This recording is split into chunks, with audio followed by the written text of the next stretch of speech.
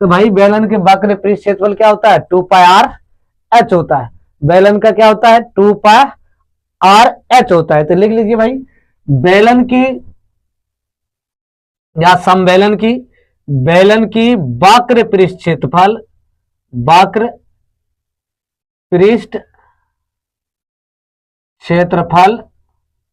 बराबर 2πr/h।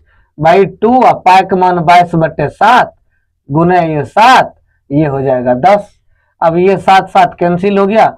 अब बराबर देखो भाई, 22 दूनी 44 गुना 10, ये बराबर आ गया 440 सेंटीमीटर स्क्वायर, क्योंकि हिसाब सेंटीमीटर में दिया है।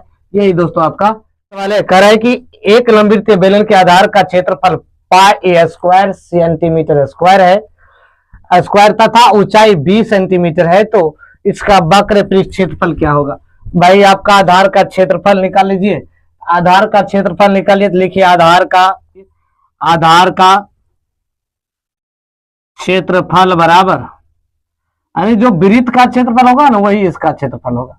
ये क्षेत्रफल दिया हुआ है πa² बराबर, ये दिया है πr²। पाई हो गया कैंसिल, a² बराबर r², ये स्क्वायर से स्क्वायर कट गया, a बराबर हो गया r, यानी r बराबर हो गया a। r का मान हमें प्राप्त हो गया। r बराबर क्या हो गया? r का मान यहां लिख सकते हो, r बराबर a। क्या लिख सकते हो? r बराबर a। तो कह रहा है भाई इसका वक्र पृष्ठ क्षेत्रफल ज्ञात कीजिए। ऊंचाई हमें b दिया है, तो h बराबर आप लिख सकते हो h बराबर b सेंटीमीटर। अब देखो कहता है कि जो बेलन की वक्र पृष्ठ क्षेत्रफल क्या होता है?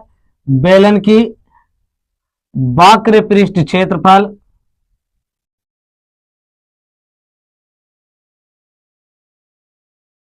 बराबर 2πr/h। तो अब देखो कि क्षेत्रफल भी πm दिया था, r का मान a दिया है, h का मान b दिया है, तो 2πab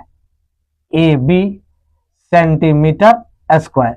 यही दोस्तों आपका आंसर होगा 2πab सेंटीमीटर स्क्वायर। किसी लंबवृत्तीय बेलन के आधार की त्रिज्या आधी कर दी जाए, कहता किसी लंबवृत्तीय बेलन की त्रिज्या को आधी कर दी जाए तथा ऊंचाई अपरिवर्तित रहे, तो मूल बेलन के आयतन तथा नए बेलन के आयतन निम्नलिखित में से कौन होगा?